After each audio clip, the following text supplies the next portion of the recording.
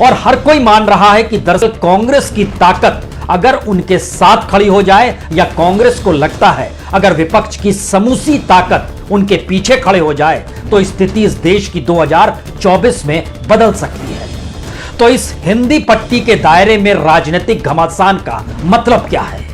मतलब बहुत साफ है कि हिमाचल प्रदेश के चुनाव प्रचार के वक्त राहुल गांधी ने पदयात्रा नहीं छोड़ी, लेकिन गुजरात चुनाव प्रचार में राहुल गांधी उस दिन जाएंगे जब यह पदयात्रा मध्य प्रदेश में पहुंच जाएगी, और मध्य प्रदेश में पहुंचते ही प्रियंका गांधी की एंट्री होगी और वो लगातार पदयात्रा में 1 हफ्ते से ज्यादा दिन गुजारेगी।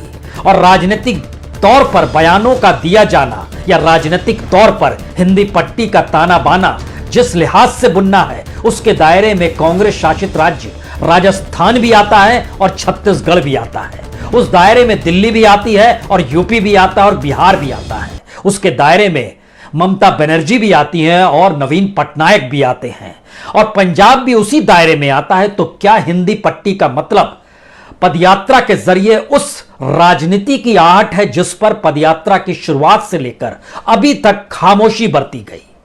क्योंकि पदयात्रा जिन इलाकों से गुजरी, केरल में, तमिलनाडु में, दोनों जगहों पर बीजेपी नहीं है। कर्नाटक में उसकी मौजूदगी है, लेकिन आंध्र प्रदेश में उसकी मौजूदगी नहीं है। और उसके बाद निकलिएगा तो तेलंगाना का इलाका है और फिर महाराष्ट्र का इलाका, और महाराष्ट्र के भीतर जो राजनीतिक प्रयोग बीजेपी ने किया उस पर बीजेपी साइलेंट रही।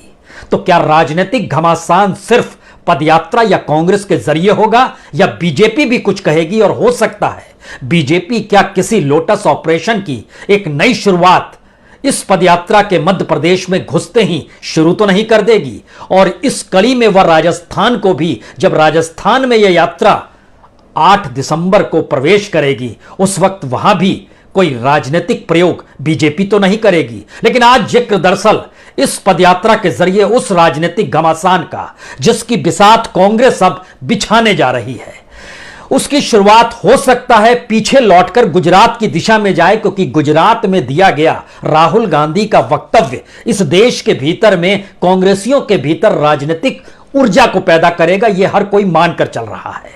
और गुजरात के भीतर दिए गए बयान को लेकर बीजेपी एग्रेसिव होती है या डिफेंसिव होती है, यह भी एक दूर की गोटी है फिलहाल।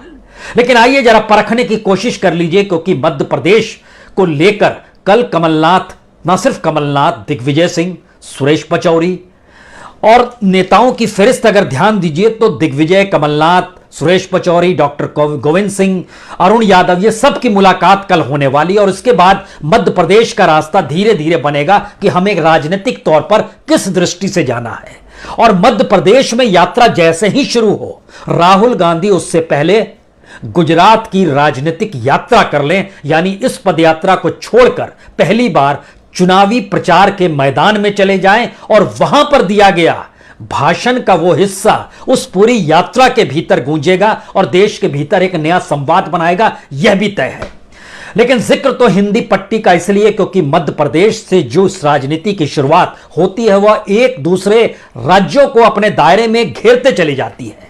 मध्य प्रदेश के बाद राजस्थान का हिस्सा है, राजस्थान से निकलेंगे तो फिर उत्तर प्रदेश आ जाएगा, फिर दिल्ली के इलाके में एंट्री होगी, फिर आप हरियाणा और पंजाब की दिशा में चले जाएंगे। तो जरा इस बात को समझ लें कि दरअसल ये 300 सीट राजनीतिक तौर पर एक दूसरे से कैसे जुड़ी हुई है।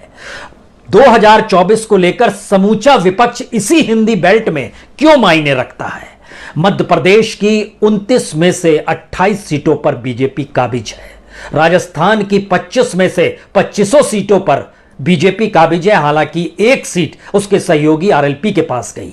उत्तर प्रदेश की 80 में से 62 सीटों पर बीजेपी काबिज है, दिल्ली की 7 सीट बीजेपी के पास है, उत्तराखंड की 5 सीट बीजेपी के पास है, हिमाचल प्रदेश की 4 सीट बीजेपी के पास है, पंजाब की 13 में से 2 सीट बीजेपी के पास है। लेकिन एक वक्त अकाली साथ हुआ करते थे तो 2 सीट उनके पास, लेकिन इस वक्त अकाली साथ नहीं है तो वह भी विपक्ष की भूमिका में है। हरियाणा में 10 में से 10 सीट बीजेपी के पास है, बिहार में 40 में से 17 सीट बीजेपी के पास है, बाकी सहयोगियों के पास थी जिसमें जेडीयू 16 जो अब विरोध में है। एलजेपी 6 सीट, लेकिन अब रामविलास पासवान जी नहीं है, उनके भाई हैं, तो कितना प्रभाव वो डाल पाएंगे, यह भी शायद बिहार की माटी बता रही है कि बड़ा मुश्किल सवाल है ये। यानी ध्यान दीजिए, तो उस कड़ी में झारखंड को भी जोड़ दीजिए। झारखंड की 14 में से 11 सीटों पर बीजेपी कब्जा किए हुए है, और 2 राज्य ऐसे भी हैं जहां पर छत्रपों का प्रभाव रहा, लेकिन काउंटर में बीजेपी या मोदी का कद बड़ा हो गया। उसमें एक उड़ीसा है और एक बंगाल है। बंगाल की 42 में से 18 सीट बीजेपी के पास है, उड़ीसा की 21 में से 8 सीट बीजेपी के पास है, और जो छत्तीसगढ़ का इलाका आया जो दूर है लेकिन इसी हिंदी पट्टी के दायरे में आता है, वहां 11 में से 9 सीट है। इस दायरे में चंडीगढ़ को भी ले लीजिए, एक सीट बीजेपी के पास है, यानी कुल 302 सीट। इस 302 सीटों में से 206 सीट विशुद्ध रूप से बीजेपी के पास है, और उनके जो सहयोगी हैं उनके पास 27-28 सीट है। यानी कुल मिला के अगर ध्यान दीजिए तो यह आंकड़ा किस रूप में बढ़कर 234 तक पहुंच जाता है। यानी यही वो पूरी पट्टी है जिस पर बीजेपी का राज है, और जहां से कांग्रेस का सुपड़ा साफ है। और कांग्रेस को इसी जगह पे वो राजनीति करनी है जिस राजनीति को वह कन्याकुमारी से बोलते हुए निकली है और कश्मीर तक उसे जाना है। और उसके दायरे में दरअसल यही वो पूरी हिंदी पट्टी है जहां पर वोटरों की तादाद, जो वोट मौजूदा वक्त में बीजेपी के साथ थे, उसमें से लगभग 65% वोट बीजेपी को इसी हिंदी पट्टी से मिले हैं। अब उस वोट बैंक में सेंध लगाना और वहां पर राजनीतिक तौर पर उस मुद्दों के आश्रय कांग्रेस को सक्रिय करना, कांग्रेस इस बात को समझ चुकी है कि अब सामाजिक सांस्कृतिक आधार पे इस पदयात्रा को नहीं चलाया जा सकता है।